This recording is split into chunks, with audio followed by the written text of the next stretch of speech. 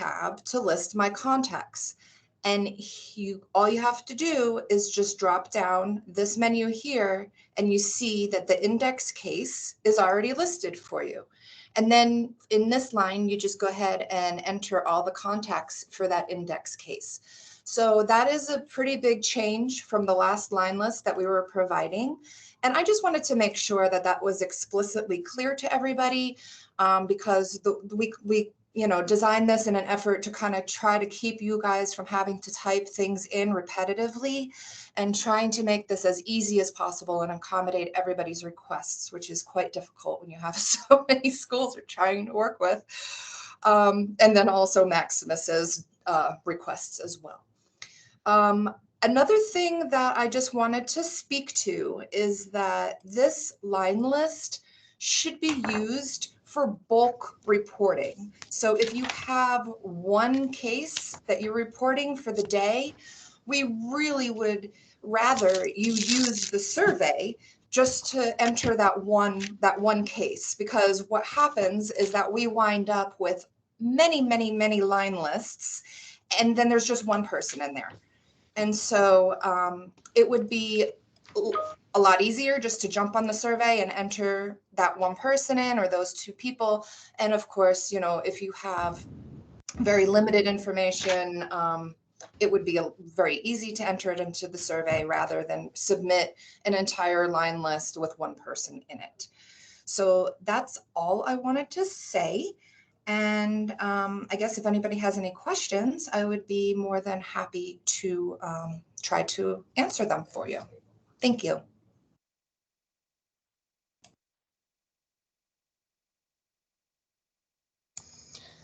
Thank you, Amanda. Does anybody have questions for Amanda specific to how to use these reporting tools on the website?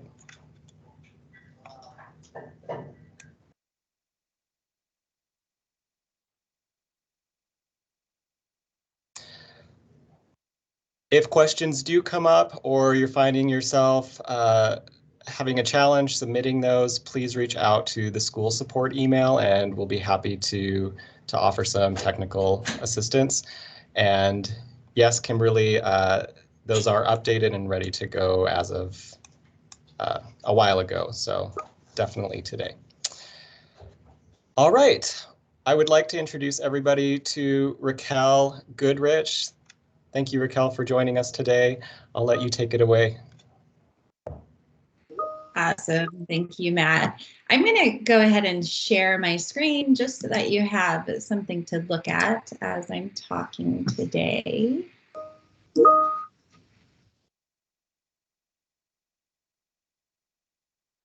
Okay. So I wanted to talk with you all to kind of give you a little bit of a background on a project that we're working on with Pima County Health Department, to let you know what's coming, but then most importantly, to get your feedback today on how and what you'd like to see for the activity. So just a little background about Text Talk Act. We use text messaging to engage youth around mental health. And the original Text Talk Act it was created at the University of Arizona. It was developed in with SAMHSA. And what we do is we get students into small groups. We like to use groups 3 to 4, and they use their cell phone to receive a series. Yes. Your screen is not shared. Oh. Well, that's not helpful, is it? Sorry for interrupting. Thank you for letting me know.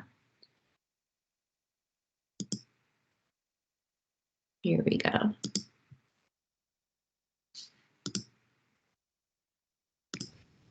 One second, sorry about the technical difficulty. Can you see my screen now? Yes, we can. Okay, perfect. Okay, so this is what you're supposed to be seeing. Okay, so what we do is we divide students into small groups, and in their group they have one cell phone, and they receive a series of text messages to guide them through a face-to-face, peer-to-peer conversation on mental health. What we have found through our research and evaluation is that that classroom activity helps to increase their comfort level in talking about mental health, their understanding of mental health. One of my favorites is their confidence in being able to reach out to a friend that they're concerned about, and then their likelihood to reach out to get help and support. So I want to just take a moment to show you how the platform works, because I think that's going to be most helpful once we get to exactly what we're creating for the Pima County Health Department. So if you have your phone available nearby, if you could, I'm just going to walk you through a couple of steps here. So take your phone out and go into your text messages. And in the two where you would typically type a contact number or a person's name, you're going to type that phone number. So you're going to type 1-833-440-2220. And then in the text message itself, you're going to type begin and hit send. Hello. Can you hear me okay? And then what's going to happen is you're going to get a text message back. It's going to say, welcome to Text Talk Act. Have you and your group participated before? So here's the keyword. See how it says text before for yes and no for no. And then before no is all capitalized. Those are your keywords. So you're going to type in a keyword to get your next text message. So in this case, just say no. And then what happens then is they then get a text message back based on how they responded. So if you said no, the next text is going to be this video that they watched together. It's an elephant in the room that's kind of going around giving statistics about mental health. And then once they're done watching that, they use the next keyword to text in.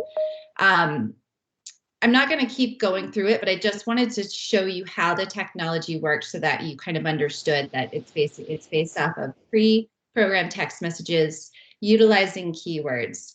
And so if you'd like to, after this call, please feel free to go through and kind of see some of the interactivities. We include things like live polling so they can see how other students have answered questions. We have videos, we have some social media interactions, but most importantly, we do discussion questions, and it's all about building their awareness and their confidence and destigmatizing mental health. So with that, I want to tell you about what we're doing with the Pima County Health Department. Something we're really excited about, we are working on using the text messaging platform to create an activity that would be done by students at home. And these are students grades 6 through 12. And any student that has tested positive with COVID would be able to qualify to use this activity. And so we are looking at the time span of May 2021 to May 2022, I believe. And so with that, any student that had previously received that positive COVID test can participate in this activity. Now, when the pandemic first happened, we worked with the American Psychological Association to create a very similar activity. And so we'll be basing the one that we make for our students in our community based on that initial activity. But there will be a lot that will be updated just to make it more community specific and more relevant to the times as they have changed. So the types of things we are considering putting into the text messages are things to help to increase and build resiliency. We're going to put information on self-care strategies, and we actually have some youth that are going to do some videos on different types and techniques that they use to help to take care of their emotional well-being. We'll include information about mental health warning signs, how to talk to a parent or guardian or other adult if they feel like they need help. We even have heard from through some of our listening sessions, giving students things to do, especially while they're on quarantine. So ways to stay connected to the school, ways to keep up with their schoolwork, who to reach out to let the school know that they're on quarantine. So that's other things that we're thinking about putting into the text messaging activity. And then at the end of it, we are going to give them the information that they would need to be able to to get an appointment with a behavioral health provider. And so we're working with the providers for them to create videos, kind of welcoming them and telling them about their services, and then walking them through that process to get their referral. So what we're doing right now is, obviously, you know, we have the piece that we've created for the American Psychological Association, but we really want to customize it to our community. So we are working to and currently hosting these listening sessions. And so we're talking with school counselors and nurses and teachers. We're talking with behavioral health providers.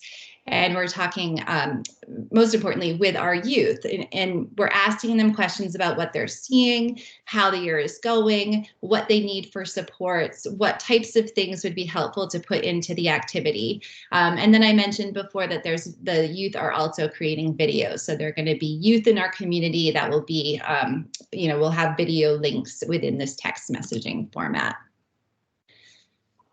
So with that, I want to stop sharing my screen so that I can see the chat. But what I'd like to do, give me just a sec here.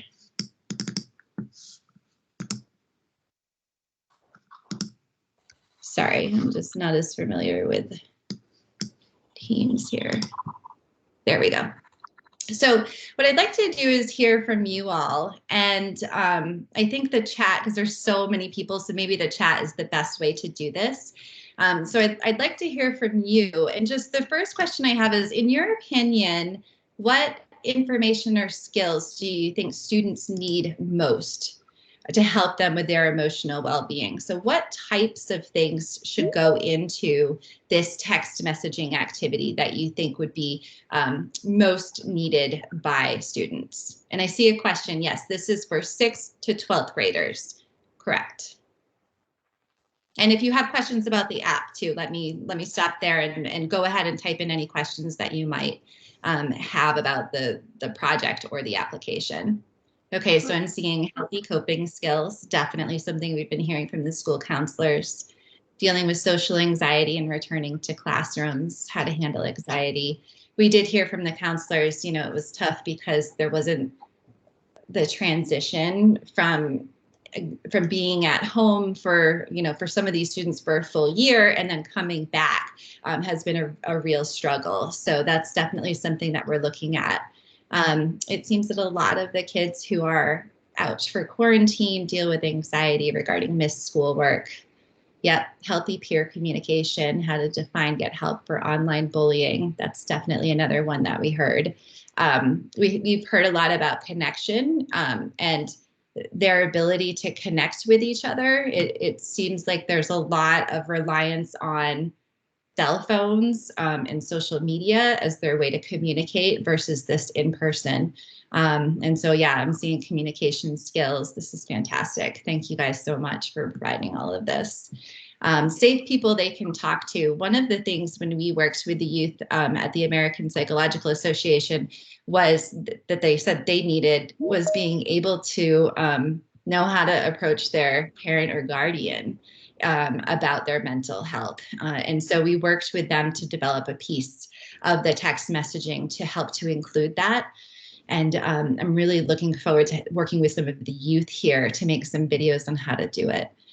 Dealing with depression and recognizing it. Yeah, so I think, you know, one of the things we're talking about is even having the Mental Health America assessment test, so they can take a test online that can help to identify as well some mental health symptoms. Let me go to another question. This is all really helpful. And yes, I see parents need to be in on this too. So perfect comment.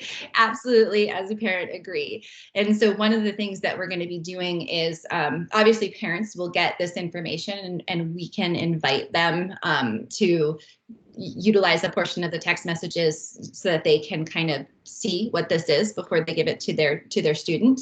But then the other piece is once their child gets through, especially that first part, and if they recognize, hey, maybe I do want to get an appointment, right, with someone to talk to someone, then that's going to be another place where they can grab their guardian and bring them in on the text messaging activity so that they can work together through how that process works.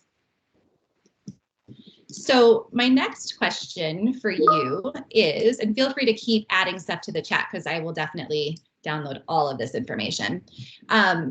I want to hear about staff needs. So one thing that we're currently talking about is also, and based on what we're hearing, creating a text messaging activity that would be geared towards staff. So obviously everyone in the educational system right now is very stressed and overwhelmed and trying to deal with all of this stuff in addition to trying to do their work. And so we're thinking about, the possibility of creating a text messaging activity geared towards staff and how to address some of that burnout and how to take care of themselves. Right. So if we're not feeling emotionally stable or taking care of our mental health, how well, right, can we be there for the kids? And so trying to really prioritize and find ways to help the educational staff prioritize this. So along those lines, my question for you is very similar, but in your opinion, what information or skills do staff need most to help with their emotional well-being? And then a second part of that question is, what do they need in order to help kids with their mental health? So the first one is, what does staff need? So what would you like to see in a text messaging activity to help them? And then what would they need to know to help others? So I see some stuff there. There's a question in here. Does the text help prompt them to call the suicide helpline or CRC if indicated? Yes, this is one of the great things too, is that we always include the suicide prevention helpline and the crisis text line in the text messaging format so that they have it on their phone in case they ever need it. And we always look at resources that are readily available online, because lots of times, right, one of the barriers is being able to get an appointment or the transportation. And so currently we include 7Pups as another option for them to get kind of, more immediate assistance, especially while they're for an appointment. Okay, so I'm seeing some other comments. Nurses need support after a day of having parents getting angry because we put the kids into quarantine. One idea that came up was even just a little bit of skill building on how to talk with parents, especially when the message is not well received, right? So these are difficult conversations that I think nurses and principals and probably even teachers are having every day. And so maybe a little bit on how to kind of work through and talk with them to try to make it a more positive conversation, especially for the staff end of things. So staff also need practical self-care education to prevent burnout. Grief education would also be great. So many families have been affected. We're also looking at what online support groups are available in our community. And so there's also been this idea floated of, hosting or finding an existing group where they could meet on a weekly basis. Because obviously that, this is going to be an individual activity that they'll do this time around, but that connection with each other, I think, is going to be really, really helpful. And then health assistants need that too. Yeah, I've been yelled at, spit at. I've heard all of these, unfortunately, all of these stories and talking with people, and it's just I just want to say that I'm so appreciative of everything that you guys are all doing, and I know that it's been the hardest year yet. And just please just hang in there for the sake of our community and our kids. Okay, so continue to, I'm just being cognizant of the time, but continue to add any other ideas in terms of staff needs to that. The next question that I have is really around what's the best way to get this out, this activity out to parents and students. So how should we go about telling them that this activity is available?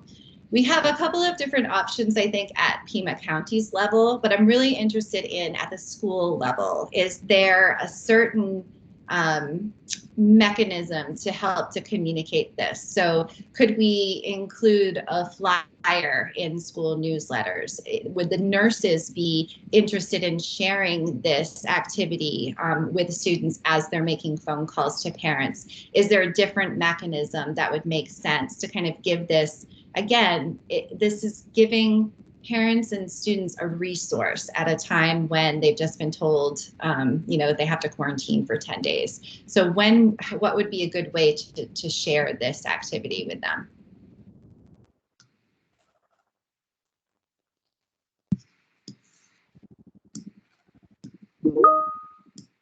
Posters. Oh, that's a great idea. Posters for the health office bulletin board. And handouts for counselors to present. That's fantastic. I love that idea. Is there school listserv? Yeah, that's what I'm wondering too, is if schools would be willing to send this out either through listservs or I know like my daughter, they'd have like a weekly newsletter. And so if we created kind of a packet of communications that's already pre-drafted that you could kind of copy and paste into the school newsletter or through an email, if that could be something we could do. Marquise, yeah, that's great. Thank you guys. This is great feedback. Can it link somehow to the info that goes up from the contact tracing when they reach families? Yes, we are looking at that too, in working with Maximus, who Pima County is using for contact tracing, to include this information. And so I know Matt is kind of thinking through how that's going to look, and hopefully we'll be able to do that. The next question is a little bit, with just one more minute left, the next question is a little bit more personal, and that is, are there specific staff at your school or district that I should be reaching out to let them know that this is something that's available?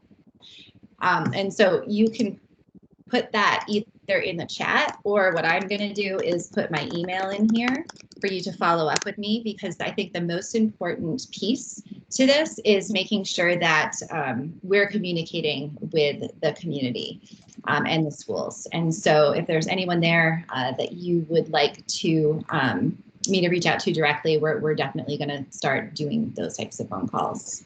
Raquel, would Yes. it be possible for you to put the presentation that you shared with the group into this chat so Yes, everybody could absolutely. have? I know Yes, there were some latecomers, so doing I a want to make sure they have a chance to see what we're talking about. Yep. Absolutely, I will do that. And also, if anything else occurs to you that you want us to know and to consider as we're doing this, please email me, reach out to me. I mean, we're fully working on this right now. So now is the time to get all of this input. Thank you so much. This is huge, and I really appreciate all of this feedback. And with that, let me go ahead and turn it back over to Matt. Raquel, thank you so much for sharing about this program. It sounds amazing, and thank you to everyone who provided feedback in the chat. That is very valuable to Raquel and to us here at the county as well. The county recognizes the importance of providing mental and behavioral health support to students and staff.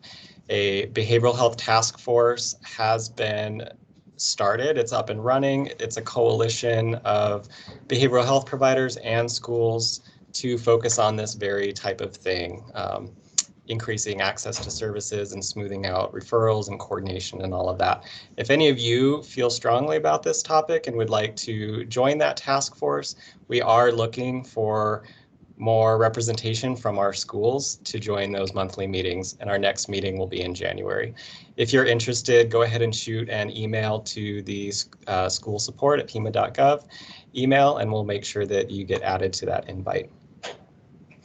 Before we end the call today, I just want to let everybody know our intention for next week's call will be a Q&A, so dedicated to answering questions best we can related to COVID in schools. It would help us out if you have specific questions you would like addressed at the meeting next week, if you could send those topics to the school support email so we can prepare for that. After next week, we'll be taking a break, so we will not be having calls on the 23rd or the 30th. Everyone can enjoy the winter break, and we will resume the calls on Thursday, January 6th. So if there are questions that got left unanswered in the chat, we will do our best to respond to those in our follow-up email. And with that, I want to wish everyone a happy Thursday. Thank you so much for all of the incredible work that you're doing. Hang in there, and we'll see you next week. Thank you, everybody.